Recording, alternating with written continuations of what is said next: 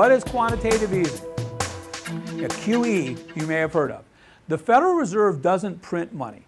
It basically creates money out of absolute nothingness in a journal entry. They then go to the banks in the Federal Reserve System and say, sell us your bad debt, sell us your mortgages, sell us your government bonds, sell us whatever you got, we'll give you cash, you can use that cash to loan out, okay? If we look at how this has worked over time, going into the financial crisis of 2008, the Federal Reserve owned about $800 billion of paper.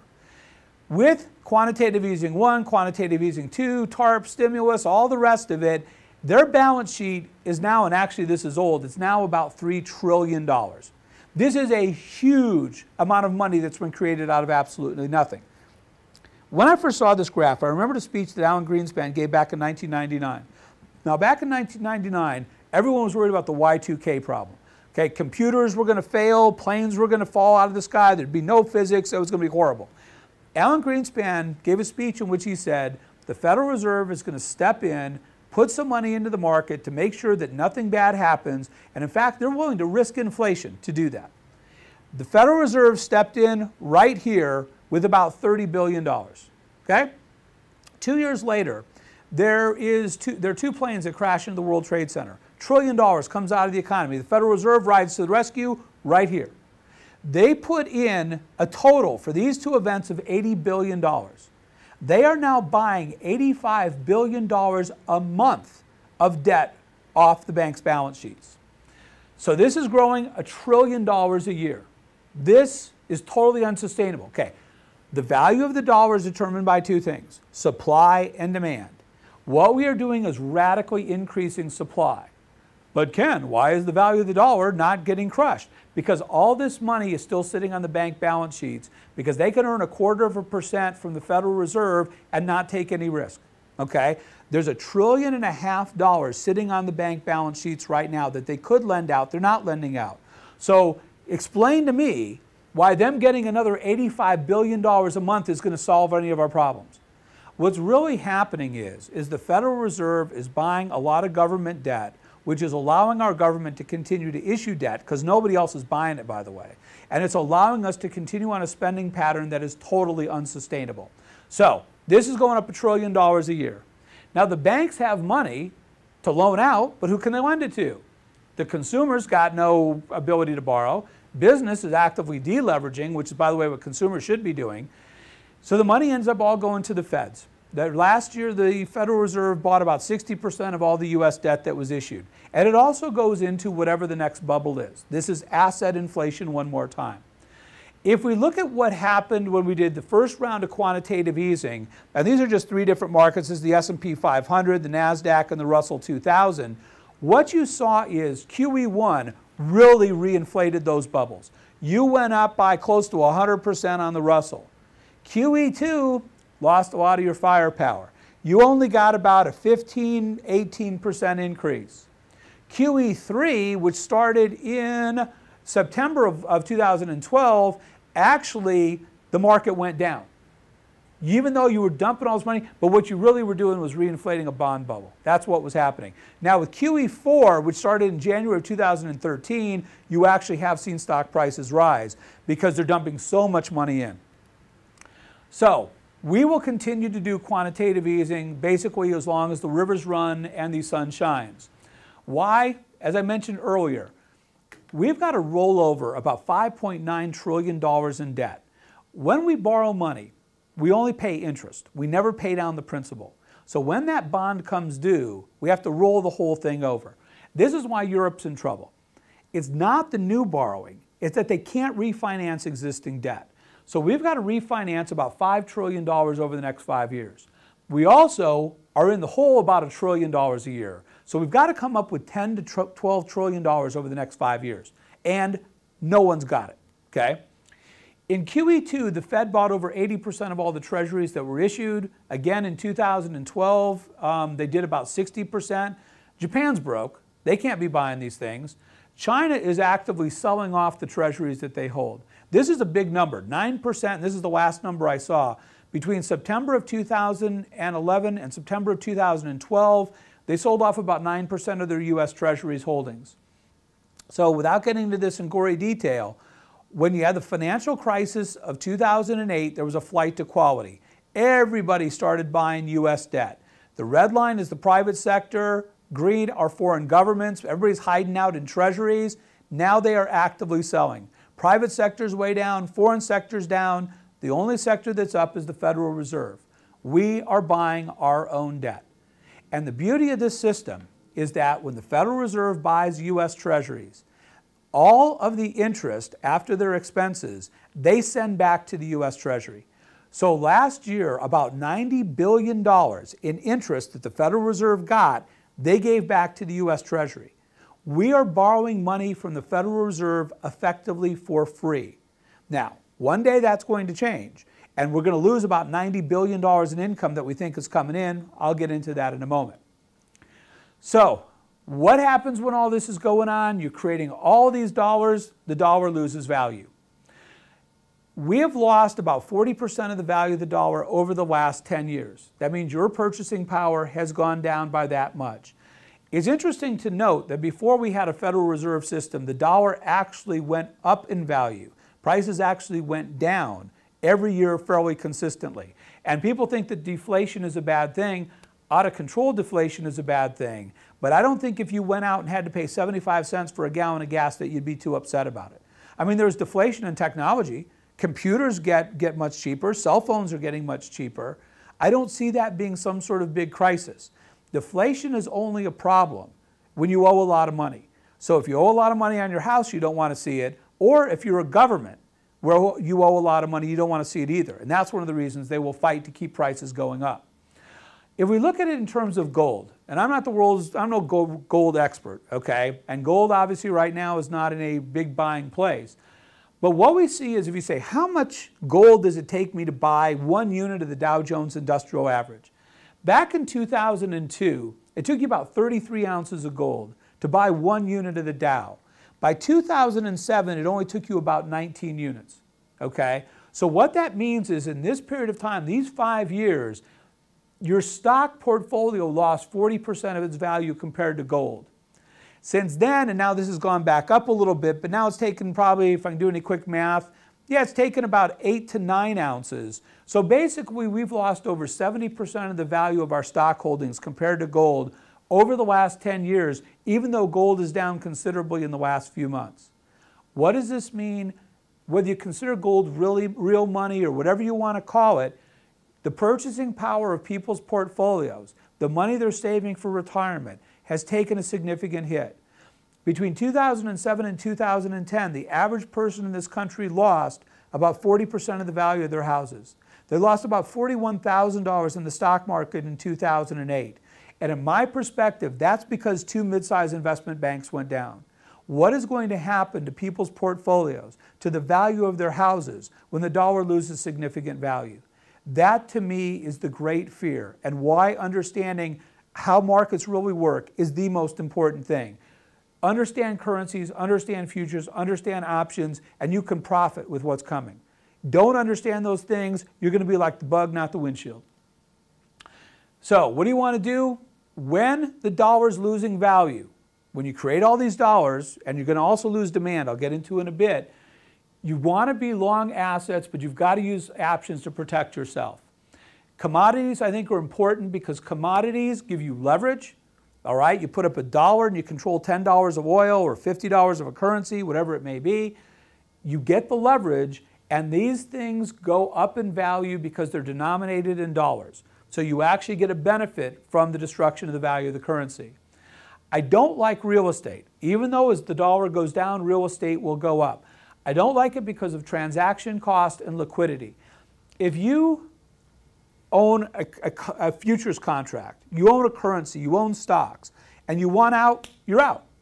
You own an apartment building and interest rates go up or tax policy changes. All of a sudden, I'm stuck. I, one, have huge transaction costs to get out, but 2, I don't have any liquidity. I own a bunch of houses, what am I going to do? All right? In the Affordable Care Act, there is a tax on investment income if you make more than $250,000 a year. You've got to pay an extra 3.8% on that. Now, does that imply if you sell a house? Does that apply to rental income? The reality is no one knows yet. The rules haven't been written. But if all of a sudden the taxation goes up on the rental income you receive, what happens to the value of the underlying asset? It goes down. And again, most people don't even know this is out on the horizon. And if the government needs money, my guess is they're going to decide that you got to pay that 3.8% penalty. Could be wrong about that. But that is going to hurt real estate values. Bonds, I could see bond prices staying low for, again, another couple years because I don't think the economy is going to really take off. But when they go up, they're going to go up fast. That means the value of the bonds that people hold will go down. People that are savers are already getting hurt by the fact they can't earn any interest. The value of their bonds are going to go down. They're going to get swamped by inflation. I think these, with all due respect, are suckers' bets. Stocks, not a bad place to be. Now let's take a look at Japan. Japan is destroying the value of its currency as we speak. And they're kind of 10 years ahead of us on the curve in everything that they're doing. They are doing a round of stimulus in Japan. This round is 5 times the size of the total of what we've done in the United States as a percentage of their economy. This is huge. They are printing money left and right. So what's happened since November, when this all started, is their stock market is up over 30%. If you are in stocks in Japan, you're doing pretty well. The problem is their currency is lost. Actually, now it's going on 20% of its value during this time. If you are in cash in Japan, you are the bug, not the windshield. This is unfortunately what's going to happen to all the people in the United States who want to sit this out, who say, I'm going to put my money in a bank account, I'm going to put it in a CD, I'm going to put it in a bond, I'll put it in my mattress. The value of those dollars is going to lose tremendous purchasing power.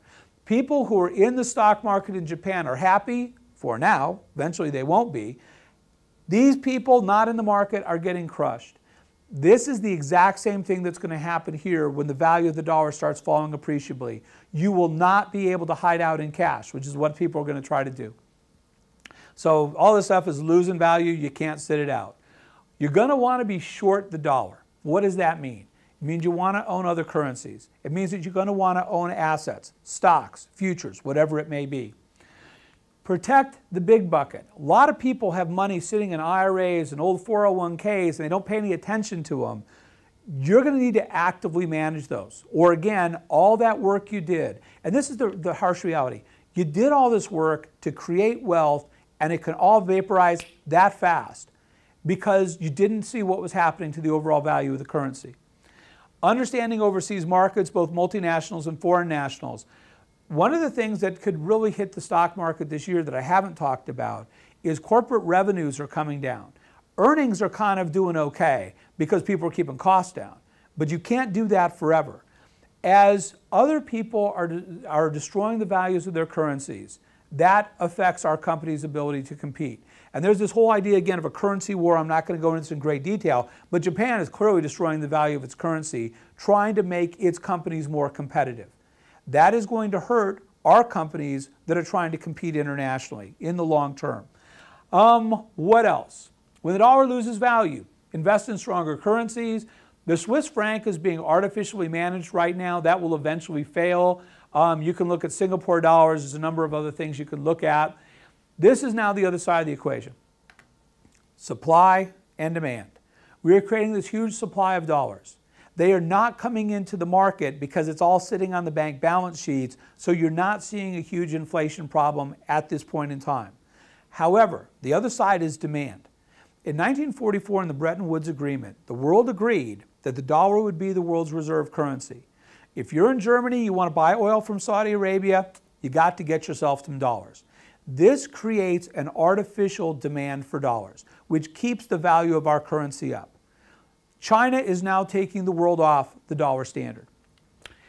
In 2000, the US dollar represented 71% of all the world's reserves. By 2011, it had fallen to 60%. I've actually seen a number now for 2012 that's lower, but I haven't been able to verify it.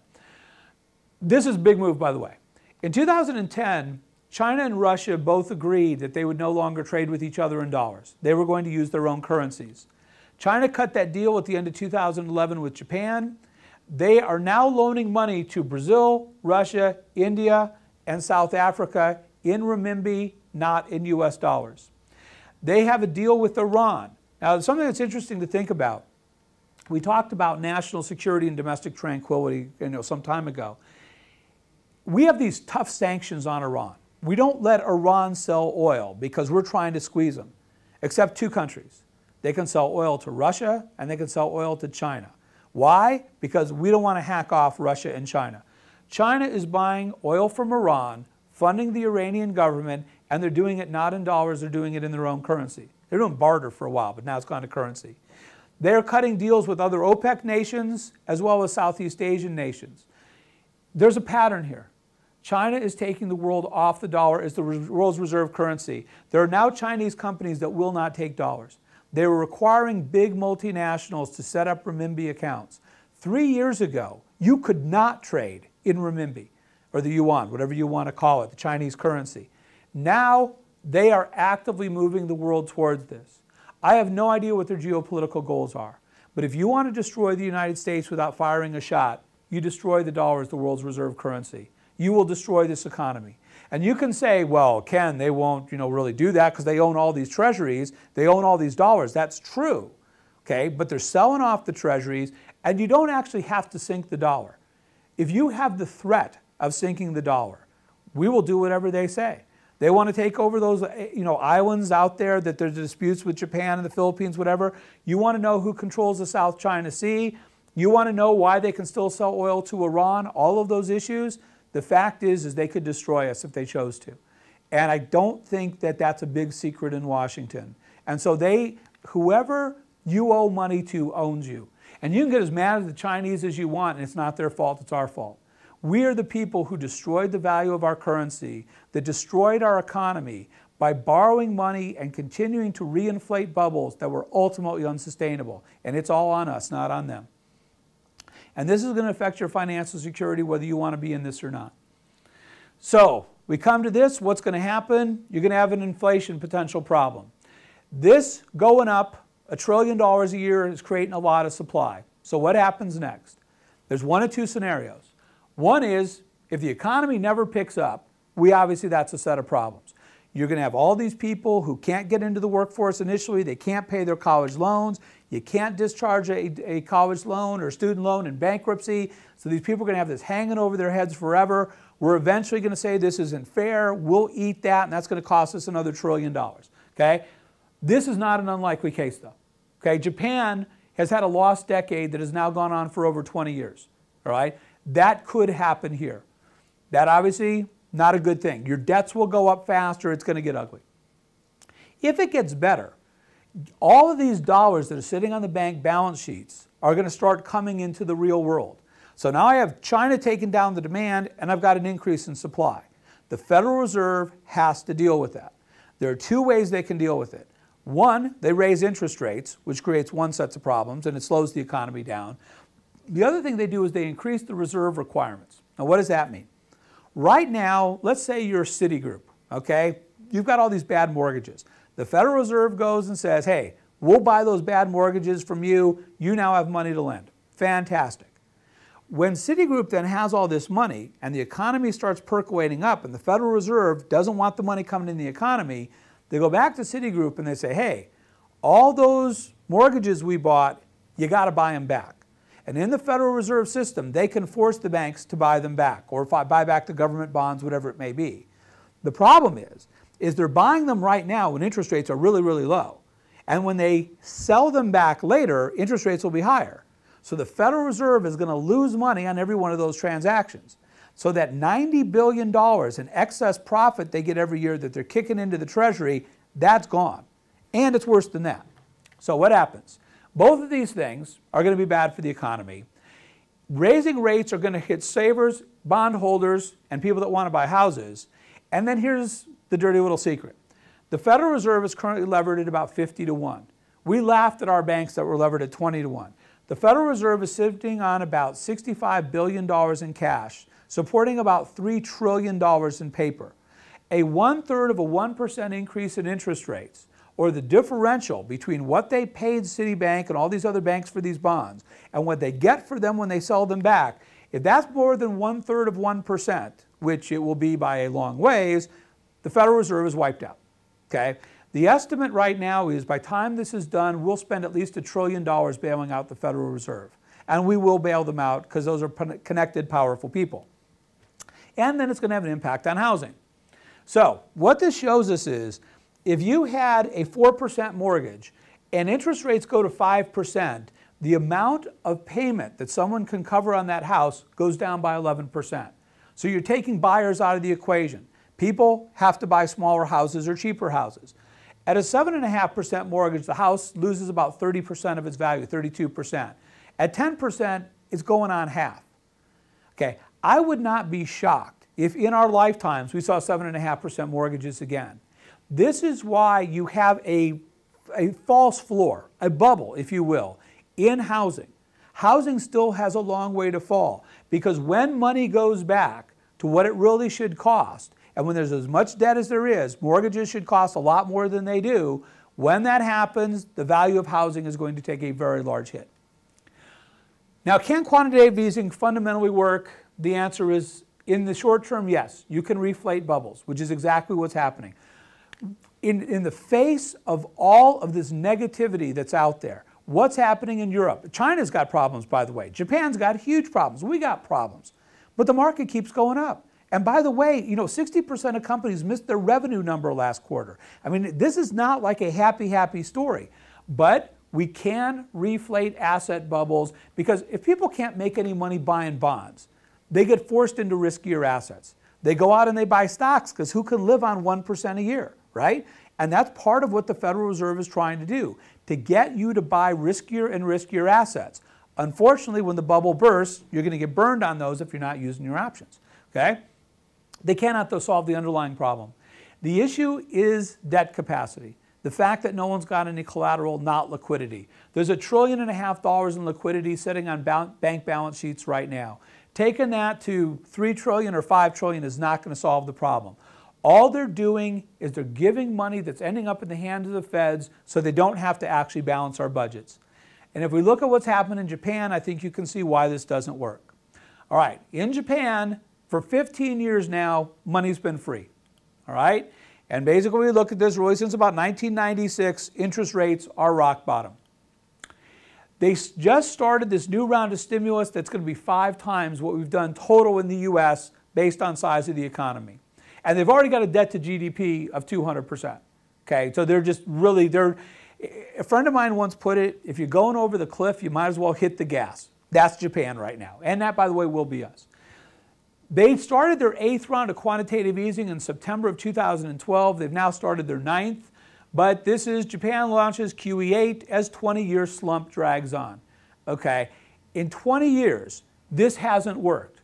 So let's just do it bigger and do it one more time. Okay, it's not going to work because, again, they don't have a liquidity problem. They have nobody's got any debt capacity problem. What have the results been? Their stock market is still down over 75% from the top, which would be the equivalent of our Dow Jones Industrial Average being at about 3,000. The housing prices are still down over 40% from the peak. And as they say, the definition of insanity is continuing to do the same thing and expecting a different result. They're just up in the ante, doing it bigger and better. We're doing exactly the same thing. It can't work. If you do not create some savings, if you do not have a pool of capital from which to invest in, not the ideas that the Republicans and the Democrats think are good, because that's what their campaign contributors do, but if the marketplace says, I'm willing to invest in this idea because I think I'm going to get a return on my investment, until we go to that model, none of this is going to get fixed. The problem is going to that model will lead us to recession for years, maybe decades. But at some point, we have to pay the piper. When you create bubbles, you do suffer in their aftermath, and it's going to come. We just got to decide if we're going to be in control of it or somebody else is. So if we wrap all this up, I know you're happy to see this slide. Okay, you've got all kinds of issues out there right now. The debt ceiling, the sequestration, the rest of it, and total complacency while this is going on. No fear in the marketplace. Joe Bag of Donuts is flooding money into mutual funds. The VIX is at really low levels. The American Association of Individual Investors, there's no fear.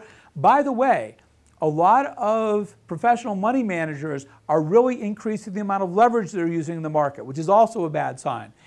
This, I think, even in the first half of 2013, is going to start to show up and create volatility. Be prepared for this. I'll explain how in a moment. Demographics in the long term is we're going to have low growth and high debt because we've got a lot more people getting in the cart and fewer people pulling it. This is going to hurt stocks. The dollar is going to lose value.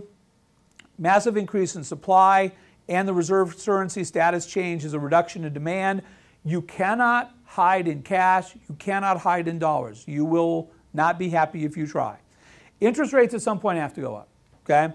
Bonds and real estate then are going to take a big hit. And again, why say you can't sit out? This is going to affect every person that's watching this. So what do you do about it? There are going to be periods of inflation, deflation, dollar depreciation. I will argue you actually have much more inflation than what the government reports. Depending on who you read, it's somewhere between about 8 and 10% if you use the old calculations. By the way, one of the fixes that they have is they're going to change how we calculate inflation because, one, it's going to get them higher tax rates because people will not adjust up. Let me take a second on this one. Okay. What's the government going to do to get our budget control or budget problems under control? A bunch of smoke and mirrors. The change in the CPI for Social Security to going to this chain-weighted system is designed to understate the true inflation to basically screw over senior citizens so they don't get their cost of living adjustments. That's the bottom line of what it is. But what it also does is most of our taxes, although importantly not Social Security taxes, are indexed for inflation. So when there's inflation, basically the tax rates go down for the amount of money you make. Okay? You don't have what's called bracket creep. By lowering what the official reported CPI is, they actually collect more in taxes because part of what you're getting paid is really an increase in inflation. But if they don't report it as such, bottom line is they get more money, you get the shaft. Leave it at that.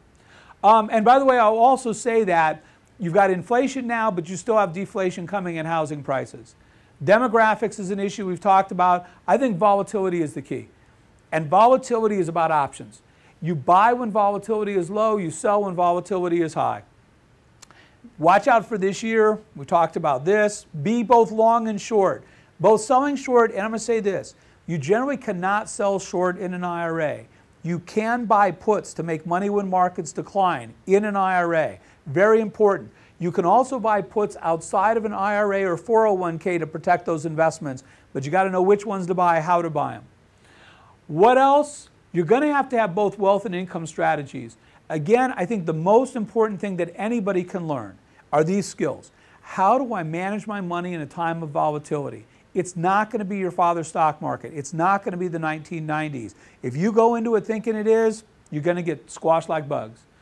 Using options for protection, including the price of your house. Don't let what happened to your housing prices. Those of you that took a big hit, or at least know people took a big hit. I've heard rumors here in Phoenix, some people took a hit. Okay, don't let that happen to your portfolio. Understanding how to use a leveraged instrument to make your money work harder for you. Look, some people in this country have the means that they can do this stuff and they don't need a lot of leverage.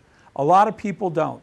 If you don't have a lot of excess capital, if you understand what you're doing, leverage is your best friend. If you don't understand what you're doing, you're just going to lose your money faster. But really understand how this works. Most important skill. Understand also how to use these to understand other markets. I'm not going to get into that right now. But again, big warning on the dollar. Be in things that are not dollar denominated. And as long as the dollar is the world standard, you can hide out in futures for a while. But again, be careful. Using futures to hedge, understanding other currencies, and I do think there's a place for things like gold and silver.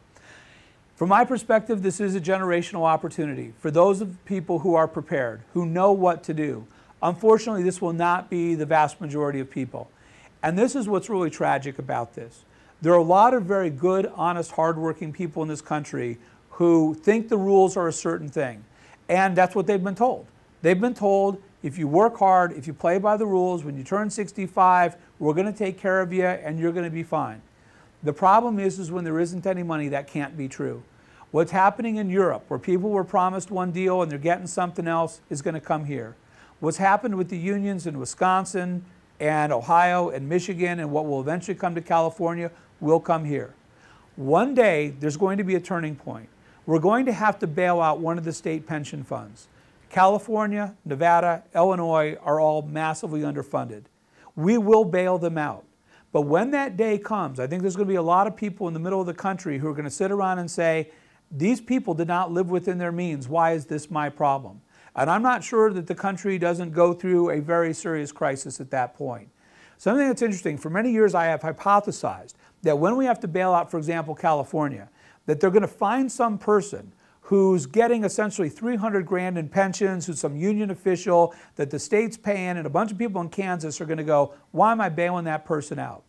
There was actually a report in the Wall Street Journal a couple weeks ago talking about how these people in California that are getting these pensions from these unions are literally getting more than they ever made in salaries. Some of them getting hundreds of thousands of dollars. And the poster child I saw was a woman who was a librarian. Okay, not to disparage librarian. My wife used to be a librarian, okay?